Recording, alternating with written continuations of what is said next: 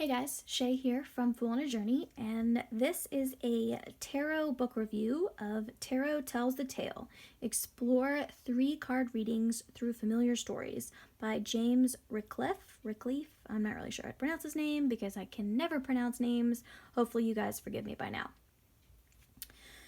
So there are definitely some cons to this book. But there are definitely some pros. This is definitely a book where if it's not what you want, you will be disappointed. So I actually think this review is kind of important because if you get this book thinking that it's one thing and then you realize it's something else totally, you will be frustrated. I actually was. I managed to find some gems within it, so I'm not frustrated to the point of rehoming it, but it's a little more beginner focused than I was expecting. If you are a beginner, this is great. But if you've sort of moved past what does this card mean, how do I do a spread, how do I put this together, it's not going to be as helpful for you. So let's look in here. Table of contents. So you have, some preface, some acknowledgments to all of the preludes. So the first 62 pages, it's how to do a tarot reading. If you already know how to do a tarot reading, if you already know how to find card meetings, if you already know how to handle court cards and rephrase questions and how to do 3-card spreads, you don't need any of this, which I didn't. So for me, that was just kind of like something to slog through. But I did, because I only review stuff that I have read cover to cover.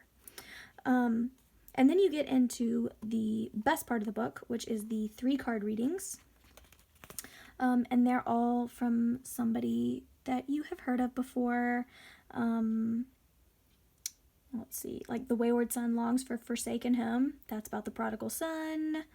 One of them was from Beauty and the Beast. Angels Tell Girl to Save France. That's about Joan of Arc. And then at the very end, you get a Celtic Cross reading, which is probably my favorite part, but we will get to that in a little bit. So he kind of talks about how he did the first, Ask Nighthawk stuff, and people would write in, and it is definitely a helpful format. In this sort of prelude thing, the only thing that I found that was very much of value, and so I would like to pass it along, is this little tidbit right here. Whatever you consciously know about a card is only a finger pointing towards its true meaning within a specific reading. Each card in a reading has a story to tell, one that it has, one that it has never told before in exactly the same way, and it is delicately intuitive process to hear that tale and to understand what it means. So I'm not going to say that I didn't get anything from this, because clearly I flagged it. And he does have a good way with words, and the way that he really focuses on narrative was definitely unique. I mean, it's not something that you've heard a million times before, but I just kind of felt like I was past that point. So it can be a little bit frustrating. So here is how the 3-card readings are structured.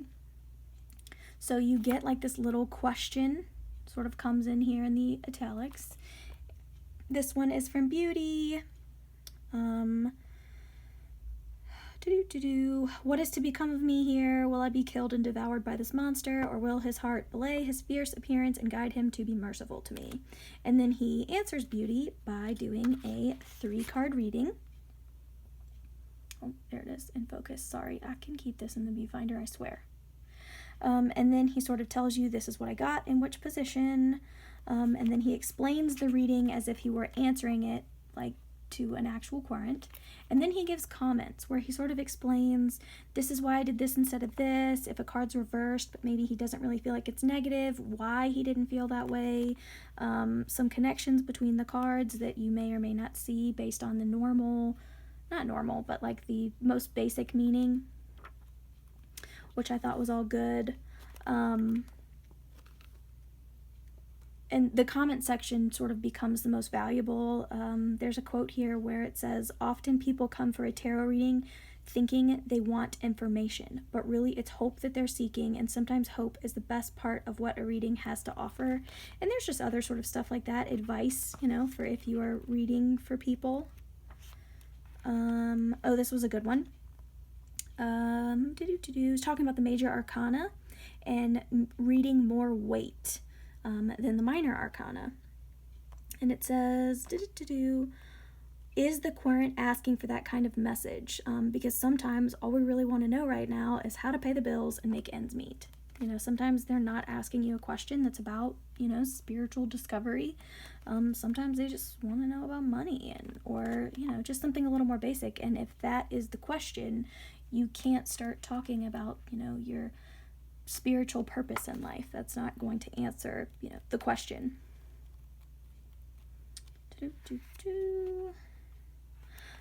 There's some good information about how to reframe the question.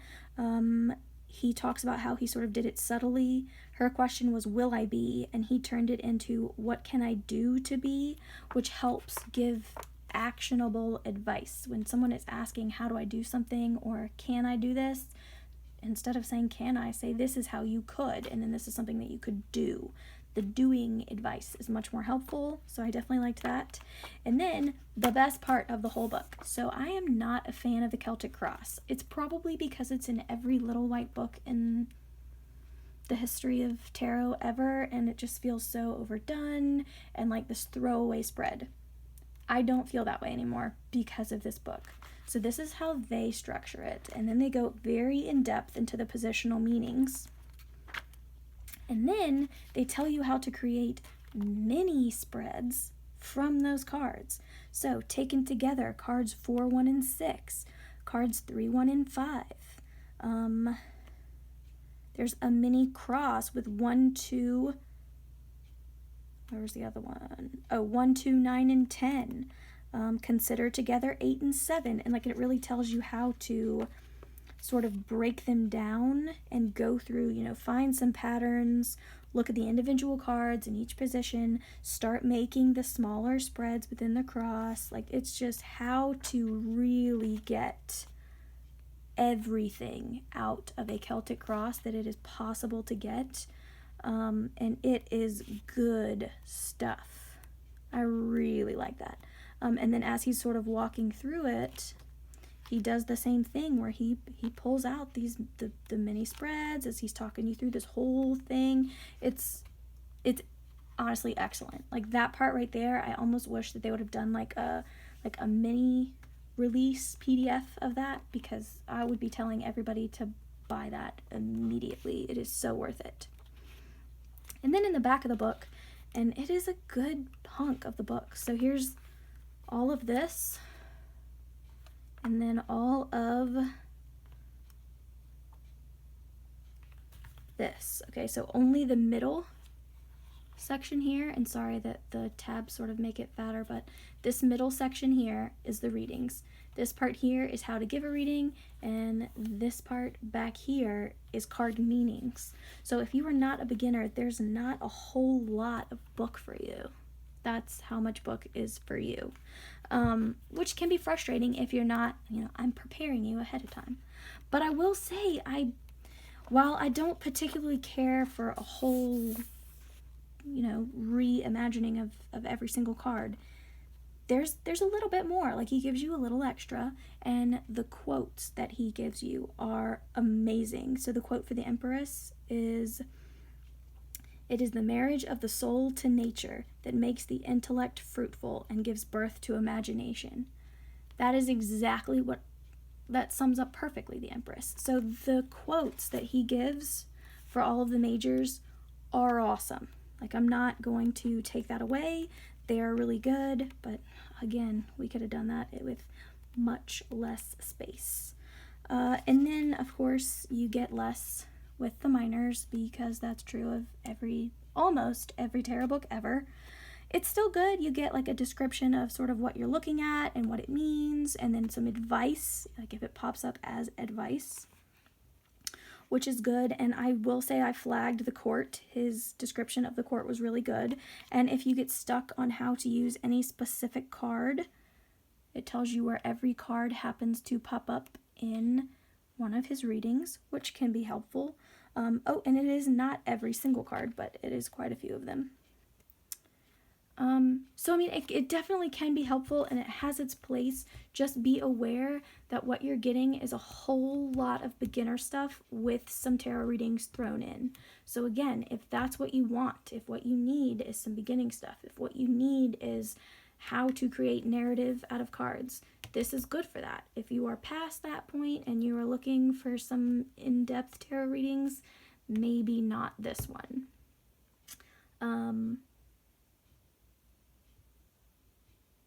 I think that about sums up everything I wanted to say. I don't want to sound like I'm too negative about it. I just felt like you kind of needed to know going in, or you were going to get that same feeling of disappointment, like I wasted almost half of this book, because it was stuff I definitely already knew. Like I have a solid understanding of all of the cards, so I didn't need anything in the back. I have a solid understanding of how to structure a reading, so I didn't need anything in the front. I just really wanted it to be a book this thick of readings, and it wasn't, so it's a little bit of a bummer. But again, they are there, and there's definitely some good stuff in there, and if that is what you need help with, this is the book for you. And as always, thanks for watching.